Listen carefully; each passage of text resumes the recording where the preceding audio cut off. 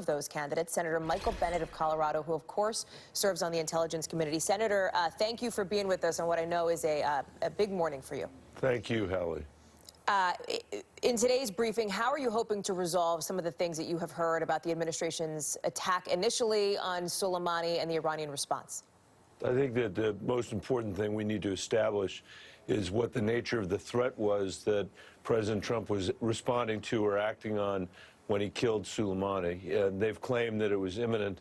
If it wasn't actually imminent, I think this was a really reckless act, because what's happening here is an attempt now by the Iranians to create leverage for themselves in a negotiation about how the United States leaves this region. The action they took last night demonstrated once again the capabilities they have to target their missiles, and if they wanted to, they could have done a lot of damage. It's a great, it's a wonderful thing for America that we didn't have anybody killed last night.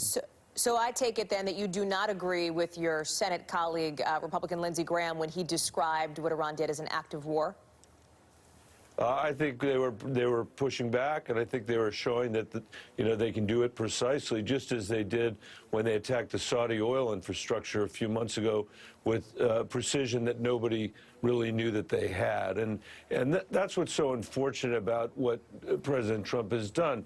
The Iranians are an incredibly dangerous regime, incredibly malevolent. They've been pursuing a conventional war across the Middle East that has taken advantage of the mistakes we made during the Iraq War, and they're trying to maximize their leverage and their negotiating position. And I think Donald Trump, by doing what he did, basically took a situation where we had a bunch of Iraqis protesting to get the Iranians out of Iran, or out of Iraq and out of Baghdad.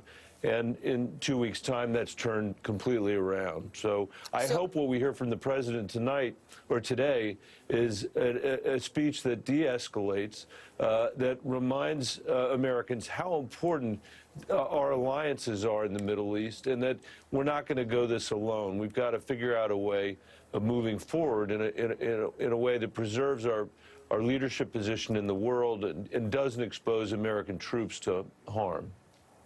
Your Senate colleague, Tammy Duckworth, is speaking on the Senate floor right now, calling President Trump, in her words, a toddler. I am wondering, if you were the one set to speak in just about 17 minutes from now, what would you do? What would you tell the American people to reassure them that this is a country that is not on the brink of war? If it were really me and not Donald Trump, what I would be doing is saying the job of the commander-in-chief is to protect Americans at home and abroad. And we are safer if we have alliances to which we are committed, and we are safer if our word can be depended upon. This president has put us in a terrible position. With respect to China, he's painted the entire country into a corner because of how poorly he's negotiated the trade deal. With respect to North Korea, he's given Kim 3 years of cover, saying, I love Kim, Kim loves me. The nuclear threat is gone, when our intelligence agencies were telling us every single day that Kim was continuing to pursue his nuclear infrastructure. Yeah. So, and the same is happening now, I mean,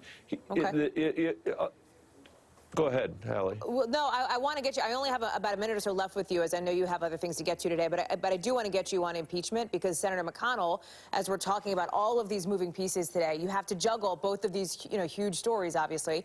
And Senator McConnell said there is not going to be any, in his words, no haggling with the House over Senate procedure. He said we're not going to cede our authority to try this impeachment.